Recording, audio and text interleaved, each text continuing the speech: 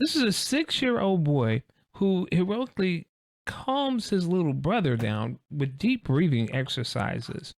And this is our article that ran in today. And it says, most parents are at a loss when it comes to stopping their child's temper tantrum, but this 6-year-old boy knew a trick to calm his little brother down, and it's the definition of brotherly love.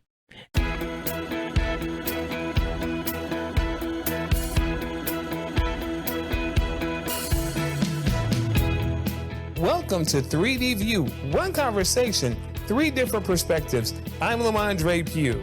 I am David Perez. And I'm Richard Strice. Thank you for joining us. Welcome to this edition of 3D View. Today we want to do something a little bit different. In a time where we're seeing such unprecedented change happening and people are really uncertain right now. So every so often you just have to take a moment just to look at the positive, the good stuff that's happening, because believe me, even though we don't hear much about it, there's a lot of good stuff going on right now. And so today on this episode of 3D View, what we want to do is pause and just inject some good stuff into the atmosphere. And we're going to do that by looking at a website called Coronavirus. And Corona is a Sanskrit word for compassion, according to the website. And so that's what we're going to do today. Richard, what do you think about this approach and the need for some good stuff? We could all use good news. There's no question about it. In certainly scouring the news of the past week, there's just nothing tremendously positive that comes to light. And then that's not to say there's not good things happening. There are, but we wanted to get a fresh spin. We wanted to step away from all the typical news cycle items that we hear about, everything that you've all heard about already, and to see what's the rest of the world, not the rest of the world, but the rest of the people doing that aren't surrounded by or enveloped into the stories that everyone hears about all the time, politics and coronavirus and so forth. And this site popped up as one that sort of celebrates a lot of these smaller, but still significant, less marketed, but still significant stories that are worth sharing. And this site is a prime example. There are a number of sites like this, but this site caught our attention. And yeah, I think this is a great idea. Absolutely. Absolutely. So I'm looking forward to this. So here's some good stuff. David? I'm going to start with the story of how an 8-year-old in Canada addressed her city's food insecurity. So how an 8-year-old did something about Guelph's food insecurities. Victoria Boulding never thought her Cookie Gram initiative would blow up the way it did. The 8-year-old Guelph girl who just wanted to bake and sell some cookies ended up raising $1,456 for the Guelph Food Bank after people across the community jumped at the opportunity to support her. It blew up, said Victoria's mother, Catherine. We didn't really expect it to. I thought a few friends and family would support and we might get $100 to donate to the food bank, but it exploded. Catherine said her daughter, Victoria, has always had a big heart. She would paint nails in the family and sell stories to collect money in a piggy bank dedicated to charity. When Valentine's Day came approaching, she decided to bake cookies to raise money, something her mom did as a Girl Scout when she was younger. After looking through different charities in Guelph, Victoria settled on the Guelph Food Bank. She said, I want to help people who don't have money to have food for themselves. With the help of her mom, Victoria created prototypes, designs, and packaging for the cookies. She also practiced a sales pitch, which was recorded by Catherine and posted to her Facebook page. Catherine said, after posting it on Facebook while the family was enjoying their family movie night, the order forms were filling up within minutes. Wow. This is incredible, guys.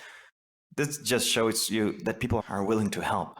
They just need to find somewhere to do it. Someone who's doing it with a good heart and they're willing to help and just do their part. What I love about this story is that it epitomizes thousands of stories like this that aren't necessarily written down or published anywhere, but it speaks to the ultimate goodness that all people exhibit. We all inherently are good and kind people to each other.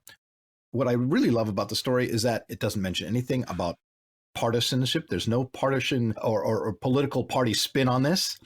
It's just a need, people reaching out, and good people doing good things and helping. And that is really fundamentally who we all are.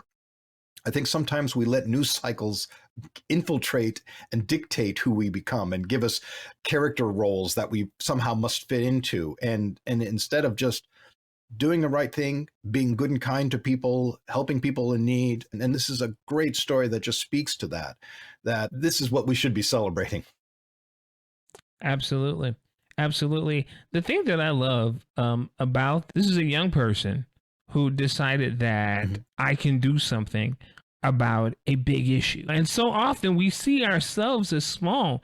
We see ourselves as not being able to handle the big issues of life. But I believe that if we just focus on the things that we can do in our circle of the world, we can certainly then make some momentum happen and change some of the bigger things that happens in life. So great pick, David. Great pick on that one. Yeah. You know, you brought up something about this was a young individual, and I know I've said this before, but it illustrates what happens when you're not burdened with the baggage of past generations, of an older generation, and attitudes toward that. One of the reasons why the youth are able to move on something like this is because they know the technology, right? It's second nature to them. They know the power of that, and they're not hindered or impeded by any of this cultural baggage that older individuals have and carry with them. And they just act on it. They just do it. They don't worry about any of the other stuff. There's nothing that's falsely guiding them. They're doing just what feels right and what feels good. And there's a purity to that. Absolutely. Yeah. Yeah. Absolutely love that. Absolutely love that. All right. So in this one, I'm going to just give a synopsis of it. I'm going to read it, but I'm going to give somewhat of a synopsis because it's a long article. All right. So my story involves another young person. This is a 6-year-old boy who heroically calms his little brother down with deep breathing exercises. And this is our article that ran in Today. And it says, most parents are at a loss when it comes to stopping their child's temper tantrum.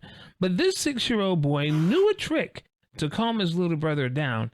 And it's the definition of brotherly love. Ashley West, 30 of Los Angeles, California, saw her middle son, Noah, using a breathing technique on his little brother, Corey, who's 4 years old. He was on the verge of a meltdown and quickly decided to film the special moment.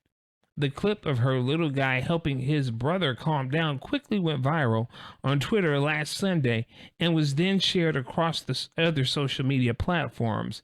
It even became Hoda's morning boost on Tuesday. Okay, and this is a quote.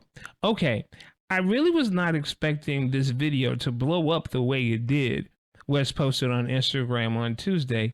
If you know me, then you know the kids and I are always meditating and practicing controlling our breathing and managing our emotions. Coping during COVID has been stressful. As a stay-at-home parent and graduate student, said West, who is working towards a master's in social work at USC, I do yoga and meditate as a form of release and relief as well as exercise. The kids will sometimes join me, but they definitely watch me all the time. In the short video, Corey is on the verge of a tantrum due to the fact that his Nintendo is not charged. Noah heads off the situation by engaging his little brother and demonstrating the breathing, inhaling through his nose and exhaling through his mouth. Breathe, he says, gaining Corey's undivided attention. When the little guy calms down, he gives him a pat on the shoulder. See, it helps you calm down, he says. Now, what's amazing about this story is so often we need a Noah. We need somebody to say, wait a minute, inhale, exhale, breathe. And what it really shows is that we take responsibility for each other, that we can take responsibility for each other's well-being. And even though it might not be that I'm up in arms because something is not working out for you, but because I see you in distress, I extend a hand and I reach out to help you. So amazing video, amazing story, and great for those little guys. Great for those little guys, and good on the mother for even It's allowing them to be a part of that.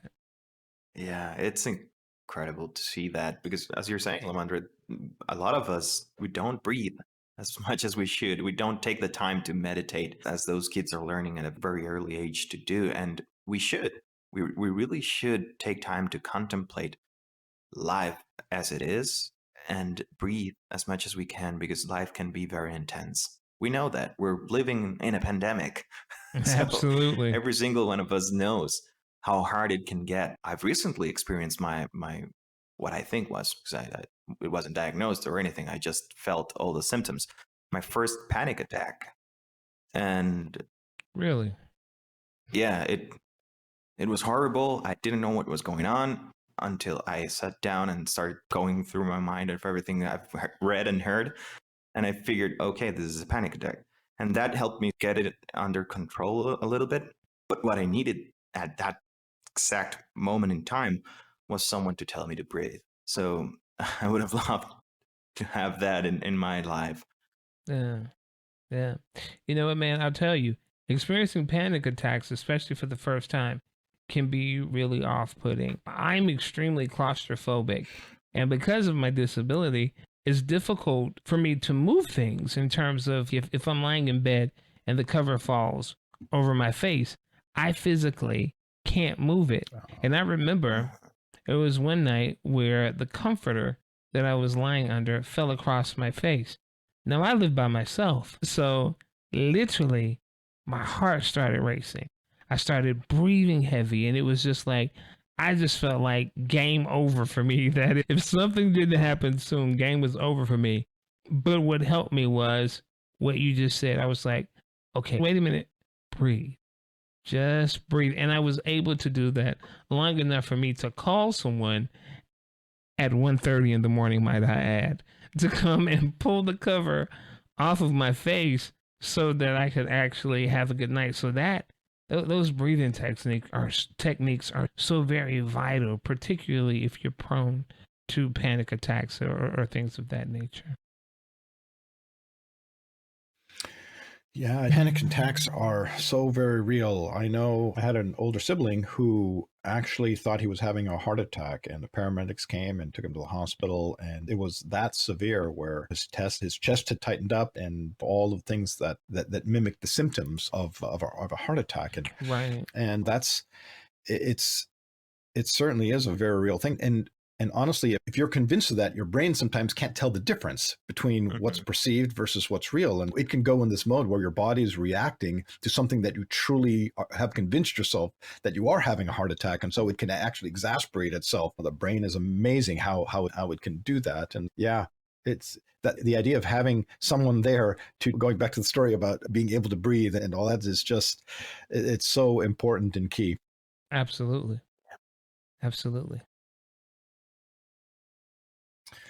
All right. Originally being from LA, I have a story here that comes out of LA, Los Angeles. Okay. Los Angeles just opened a tiny home village to house the homeless. Something that's a little near and dear to my heart because I actually did volunteer work on Skid Row, the famous large homeless area down in the downtown area of Los Angeles. And there is a tremendous amount of homeless individuals. It's something that are not only just in the Southern California area because of the climate, but in other areas around the country as well. It's something that not enough attention is really truly given to. And it's interesting about the whole subculture of that as well. But this is certainly something that's much needed. So let's get into the story here. A colorful village of 40 tiny homes opened up in Los Angeles earlier this month. While each 64 square foot unit can only hold 1 or 2 people, the project as a whole is a huge step forward when it comes to solving one of the city's biggest crises, homelessness. The Chandler Boulevard Bridge Home Village, as it is officially named, was designed and built in just 13 weeks by Lair Architects and the city's Bureau of Engineering, according to the press release. Located in North Hollywood, is in Los Angeles' latest effort in providing shelters to its homeless population. It is managed by the Hope of the Valley Rescue Mission and is currently filled to capacity since its February 2nd opening. Each tiny home has 2 beds, heat, air conditioning, windows, and a small desk, electrical outlets, and a front door. There are also larger model units on site where residents can find collective dining and gathering spaces, pet play areas, showers, restrooms, laundry services, and storage options. Case management, housing navigation, mental health, job training, and placement services will also be provided. What's particularly unique about this village is it takes one of this tiny home trend as well as a striking color palette. The city tapped Washington-based builder Pallet Shelter to build the shelters. The company specializes in creating a durable, portable, and affordable shelter for those without a home. It has helped set up a number of similar models, communities like this in California, as well as in a few other states across the country.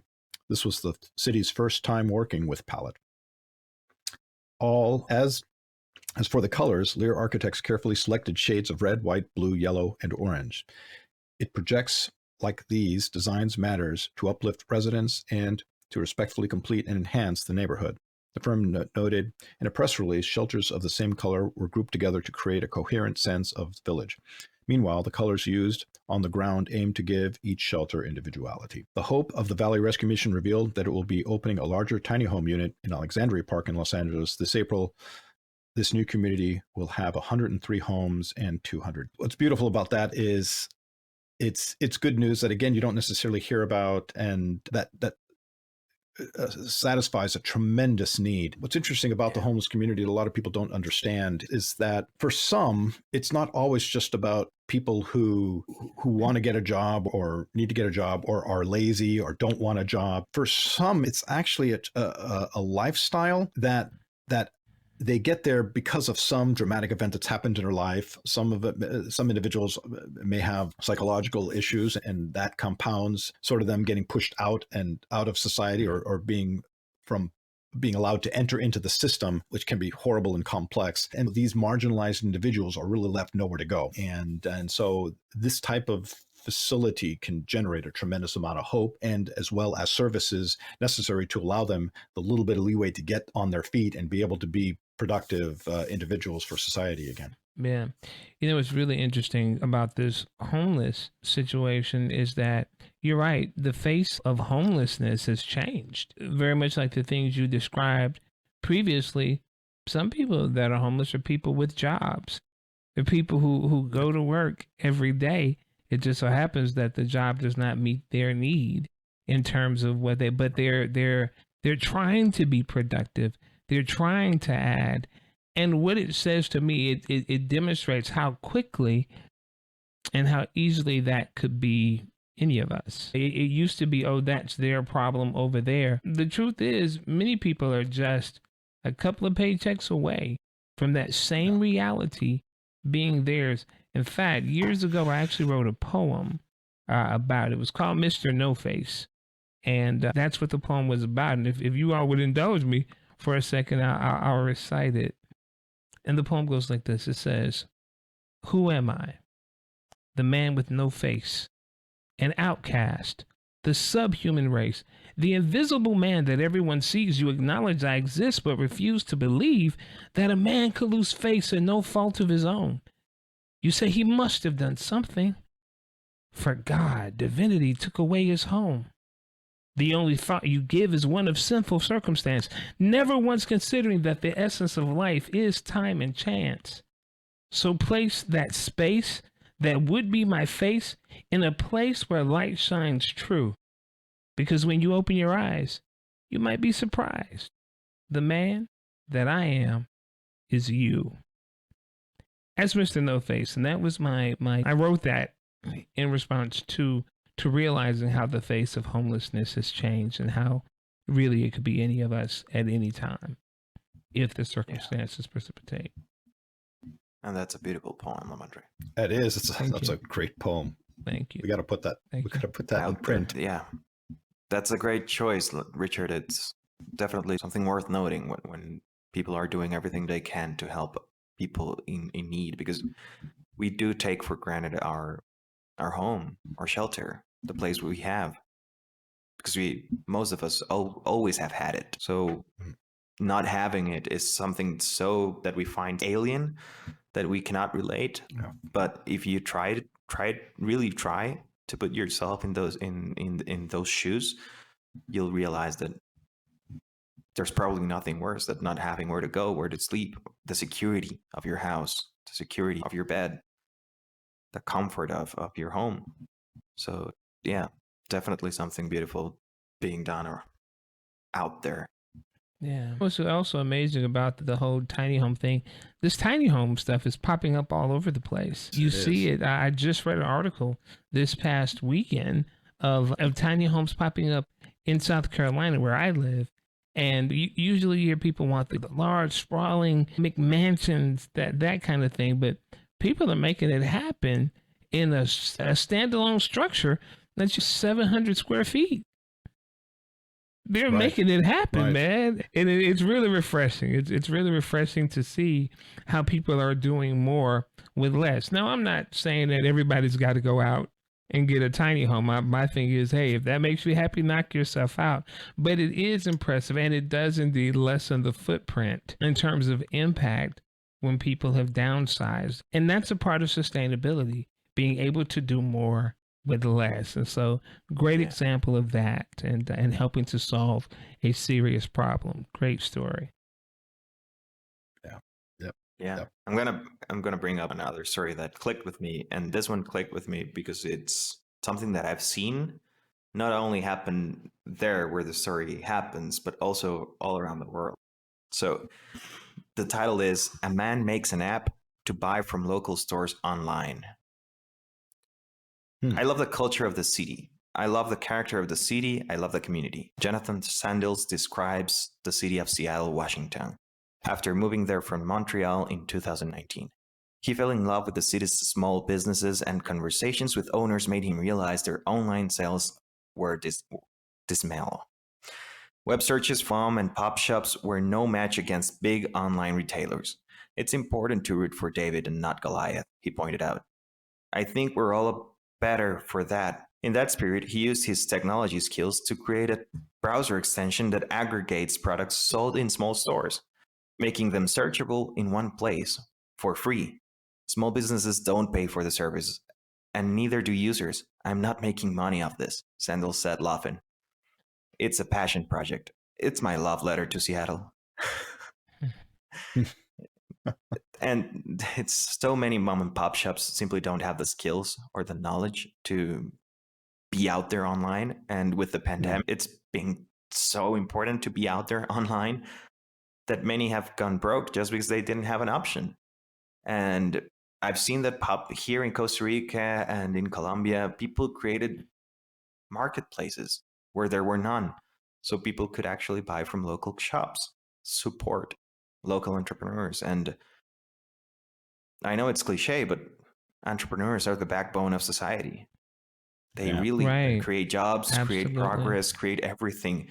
And we need to support them as much as we can. Whatever they're doing, it's probably something that's going to end up circling back into the economy and making the world a better place. So if you can buy bread from a big corporation or buy bread from your local bakery, let's go to the local bakery. Let's try and get it from the local bakery as much as we can. I love that. I love using technology to build and grow small businesses, because what's interesting, particularly the way that things are now, you've got several superpowers in terms of commerce, in terms of just retail buying, and nothing wrong with that. Nothing wrong with that at all. However, small businesses in many instances are left out of the loop, particularly when you put that technology piece on it, local small businesses. And so having an app that will put together these small businesses and find the items that you are looking for locally, that's amazing. That's amazing. It is one for the little guy. It is one for those who so often seem to be left behind because they don't have the billions, they don't have the infrastructure, they don't have all of those things that are benefits to large corporations that can do that. And let's face it, this app certainly isn't going to hurt the behemoths. It's not going to touch them at all. It won't even be a blip on their radar screen. However, this could literally mean the difference between shuttering the doors or the survival of a small business. So kudos to innovation in that and moving that forward. That's fantastic. Yeah, absolutely. Absolutely. Supporting small businesses is so critically important, especially during this time. And David, you already said, but I think it's worth repeating that everyone should make it a point to go out and support the small businesses, the restaurants, the shops that are out there, because they are the real collateral damage of so many peoples that rely on their businesses that they've created. And for many of them, these are businesses they created for 20 years or so, and they're now, through no fault of their own, having to close up or sell or whatever it is. And buy local and support your local businesses is so important. Yeah, that's amazing. That's amazing. So here's my last story. I wanted to do something that dealt with the environment. And this was a story that I found. This is an article that ran in the New York Times in February. And the name of it is "The City Where Cars Are Not Welcome." All right. And it's a story out of Germany. So forgive me if I butcher the pronunciation of some names here. Eckhard Wurzner is a mayor on a mission to make his city climate neutral by 2030.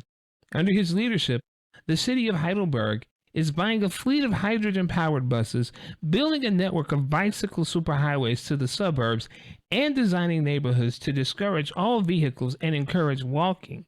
The city had an opportunity starting in 2009 to redevelop an area called Bahnstadt. Modern apartment buildings in the development are so well insulated, they require almost no energy to heat. Cars are not banned in the Bahnstein, but there is almost no traffic. Virtually everything that residents need, including jobs, is available in the community. The idea is to get back to the classic early city where living and working are closely intertwined, said Ralph, head of the city's Office of Environmental Protection. So think about it. We often talk about the SDGs, and we talk about things that we want to accomplish by 2030, which the SDGs, the design of it is that these things, these 17 goals, would be accomplished by 2030. This is someone who's really taking a stand and doing that, who's saying that we cannot just think that it's going to happen, but we're going to put some things in place to make it happen. So buying the fleet of buses and making certain that it's almost a village concept where everything you need resides right there in that village. That's amazing. That's taking a real step right there. What do you guys think? Yeah, I agree. I think, again, it speaks to the ingenuity of the human spirit and going through what we're all going through. So, yeah, I think that it's a great story and a great example of that. Yeah. Not only does it, not only also, go ahead. Sorry, go ahead, Lavender. No, I was going to say, not only does it speak to the ingenuity, could you imagine the courage that it took as the elected official to say, you know what? Yes. No more gas-powered cars, That takes real Especially courage to now, stand up and say. Yeah. What I like a lot is the idea of going back to having everything within reach, and how they emphasize the fact that jobs are there because people don't have to travel. But that also means that people are servicing their neighbors. So they are building relationships with everyone they meet. And that, of course, builds compassion, which is what we started talking about this episode. Absolutely. Because the people that you're dealing with, their life, their plight, you know what they need, that you can help them. And I believe that builds a lot of goodwill in people. And I find that's beautiful. Yeah. It really solidifies the idea and concept of a village where everyone knows and works and plays together with everyone. And certainly the older traditional classic and going back ancient history, the idea where the shops and the living quarters and everything was all right on top of each other. Many of the proprietors of shops lived above their stores. And so as a result, the baker, the butcher, all of the shoemaker, everyone all lived in the same area. They were all neighbors with each other. They all, knew each other's issues. And there's good and bad with that, but it's mostly good because it builds unity. It builds strong sense of community. And that's something that gets lost as we started sprawling out cities and spreading them out, where we decided that suburbs are going to be in one area and business is going to be in another area, and you have to drive and commute, and it disconnects community. That doesn't really help build community very much at all. So I love the idea of going back to that sort of model. Yeah, it's interesting. One of the things that really resonated with the story with me was I'm moving soon, and I'm looking for another place to live. And what was so chiefly important over the accessibility of the place and all that kind of stuff was the neighborhood. And the thing that was important to me was that I needed what I called a walkable neighborhood.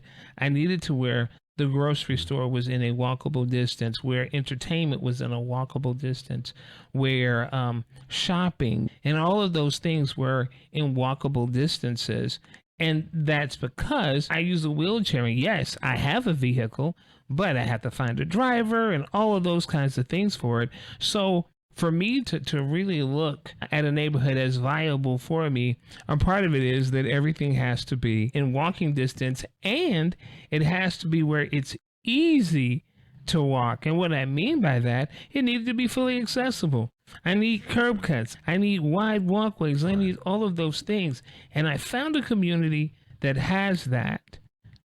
And this is a major piece of it. And so just like we talked about before in an article that I co-wrote with a colleague of mine about how incorporating accessibility and inclusion of people with disabilities was vital to fulfilling the SDG that talks about reducing our carbon footprint and helping the environment.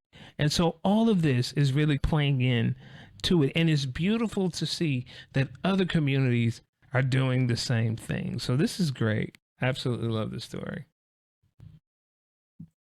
Absolutely love the story. Richard?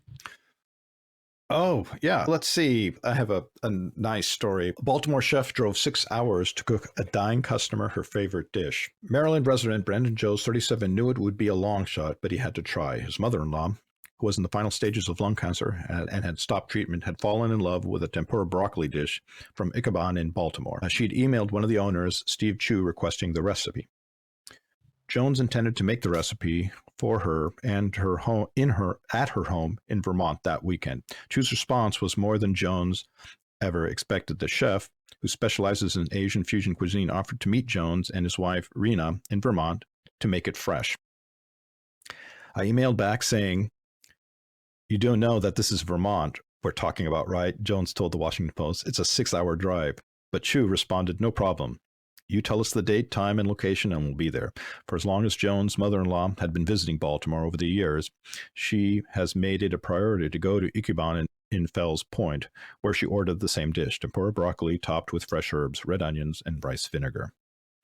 She had always told us, "When I'm on my deathbed, I want to have that broccoli." Rena Jones, 38, told the Post. "In fact, when I was packing on Friday to drive up to Vermont, I called my mom to see if she wanted us to bring anything special, and she jokingly said tempura broccoli." That's Saturday.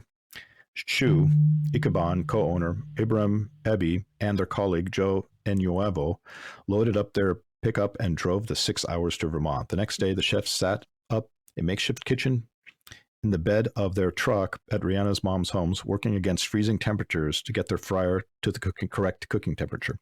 When the tempura broccoli alongside tofu nuggets with spicy peanut sauce and roasted garlic was ready, the team boxed up the food and rang the doorbell. Rihanna's mom couldn't believe her eyes or nose. "My mom kept saying, 'I don't understand. You drove all the way up there to cook for me?'" Rihanna shared she was so happy and touched to have the broccoli. She couldn't believe it. Chu also recognized the beloved 72-year-old customer. "We see a lot of people in the restaurant, but she's always stood out," Chu said. "She loves the food and always made sure to tell us. She's an amazing, sweet lady."